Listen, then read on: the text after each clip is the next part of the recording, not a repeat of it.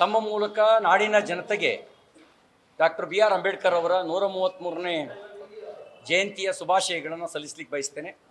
ಈ ಶುಭ ಸಂದರ್ಭದಲ್ಲಿ ಪ್ರಧಾನಮಂತ್ರಿ ನರೇಂದ್ರ ಮೋದಿಯವರು ಭಾರತೀಯ ಜನತಾ ಪಾರ್ಟಿಯ ಕೇಂದ್ರ ಕಚೇರಿಯಲ್ಲಿ ಭಾರತೀಯ ಜನತಾ ಪಾರ್ಟಿಯ ಸಂಕಲ್ಪ ಪತ್ರವನ್ನು ಬಿಡುಗಡೆ ಮಾಡಿದ್ದಾರೆ. ನಮ್ಮ ಸಂಕಲ್ಪ ವಿಕಸಿತ ಭಾರತ, ನಮ್ಮ ಸಂಕಲ್ಪ ಆತ್ಮನಿರ್ಭರ ಭಾರತ, ನಮ್ಮ ಸಂಕಲ್ಪ ವಿಶ್ವಗುರು ಭಾರತ, ನಮ್ಮ ಸಂಕಲ್ಪ. ಈ ಸಂಕಲ್ಪ ಪತ್ರದಲ್ಲಿ ವಿಶೇಷವಾಗಿ 4 ಜಾತಿಯ ಬಗ್ಗೆ ಪ್ರಸ್ತಾಪ ಮಾಡಿದ್ದಾರೆ. ನಾರಿ ಶಕ್ತಿ, ಯುವ ಶಕ್ತಿ, ಬಡವ ಮತ್ತು ರೈತ, ಈ 4 ಜಾತಿಯ ಬಗ್ಗೆ ಪ್ರಸ್ತಾಪ ಮಾಡಿದ್ದಾರೆ.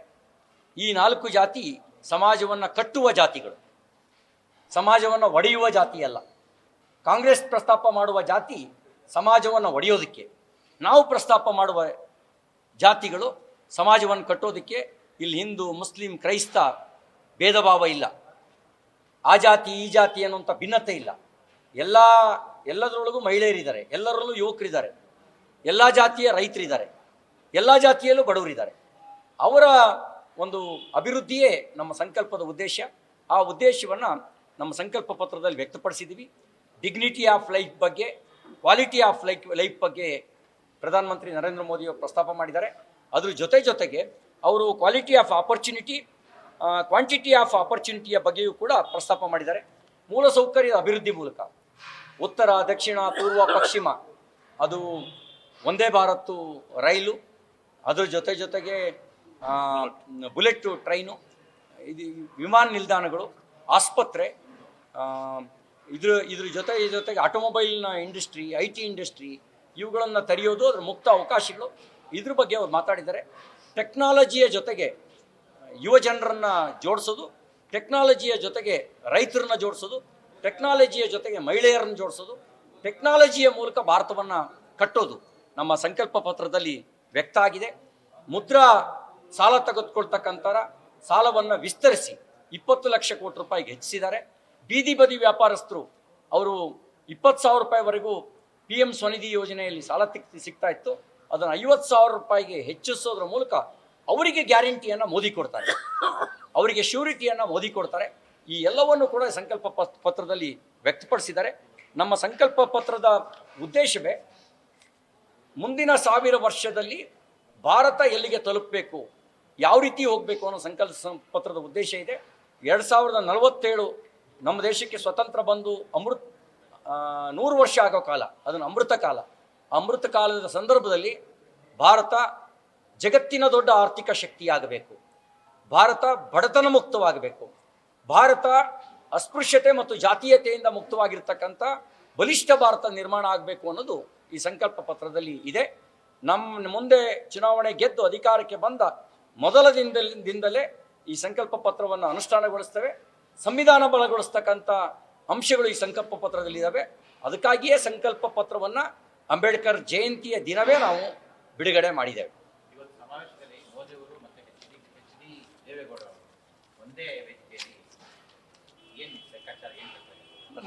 ಈಗ ಜನತಾದಳ NDA ಭಾಗ ಆಗಿದೆ, ನಾವೆಲ್ಲರೂ ಒಂದಾಗಿದ್ದೀವಿ. ಒಂದಾದ ಮೇಲೆ ಒಂದು ವೇದಿಕೆಗೆ ಬರೋದು ಸ್ವಾಭಾವಿಕ. ಒಂದಾಗ್ಬಿಟ್ಟಿದ್ದೀವಿ, ಒಂದಾದ ನಂತರನೇ ಹೊಂದಾಣಿಕೆ ಆಗಿರೋದು. ಚುನಾವಣಾ ಪೂರ್ವ ಹೊಂದಾಣಿಕೆ ಭಾಳ ಚಿಂತನೆ ನಡೆಸಿ ತೆಗೆದುಕೊಂಡ ತೀರ್ಮಾನ. ಅದೊಂದು ಒಳ್ಳೆಯ ಸಂದೇಶ ಕೊಡುತ್ತೆ. ಯಡಿಯೂರಪ್ಪನವರು, ದೇವೇಗೌಡರು, ಮೋದಿಯವರು ವೇದಿಕೆಯಲ್ಲಿ ಇದ್ದಾರೆ ಅಂತ ಹೇಳಿದ್ರೆ ಅದೊಂದು ಕೊಡುವ ಸಂದೇಶವೇ ಬೇರೆ. ಆ ಒಳ್ಳೆಯ ಸಂದೇಶವನ್ನು ಮೈಸೂರಿನ ಮೂಲಕ ಇವತ್ತು ರಾಜ್ಯದ ಜನರಿಗೆ ಕೊಡ್ತೇವೆ.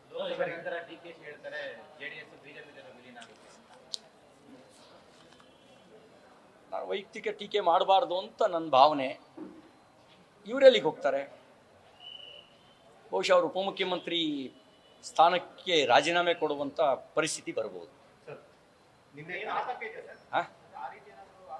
ಅಲ್ಲ, ಈಗ ಸೋಲಿನ ಹೊಣೆನ ಮುಖ್ಯಮಂತ್ರಿ ಉಪಮುಖ್ಯಮಂತ್ರಿಗಳು ಹೊತ್ಕೊಳ್ತಾರಲ್ಲ. ಕರ್ನಾಟಕದಲ್ಲಿ 1 ಸೀಟು ಬರದೇ ಇದ್ದಾಗ ಅವರಿಬ್ಬರು ನೈತಿಕ ಹೊಣೆ ಹೊತ್ಕೊಳ್ತಾರೆ. ಏನಂತ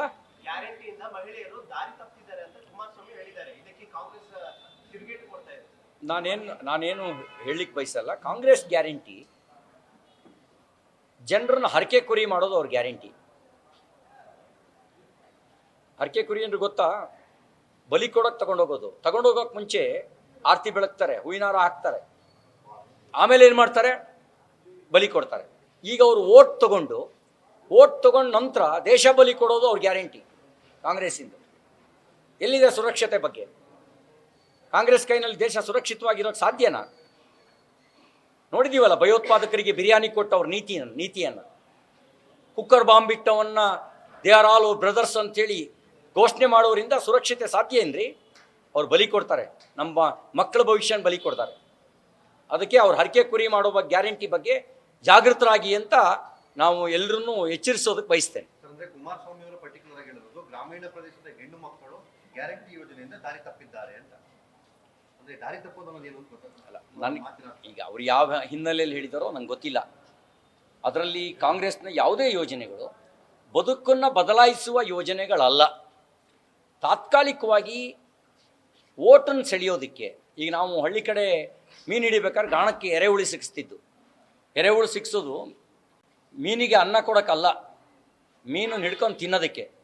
ಕಾಂಗ್ರೆಸ್ ಈಗ ಗ್ಯಾರಂಟಿಯನ್ನು ಎರೆಹುಳನ್ನು ಸಿಕ್ಸಿರೋದು ಕೂಡ ಮುಂದೆ ಅವ್ರನ್ನ ಮತ್ತು ಅವರ ಭವಿಷ್ಯವನ್ನು ಬಲಿ ಕೊಡೋದಕ್ಕೆ. ನ್ಯೂಸ್ ಫಸ್ಟ್ ನಿರ್ಭೀತಿಯಿಂದ ನಿಮ್ಮ ಪರವಾಗಿ.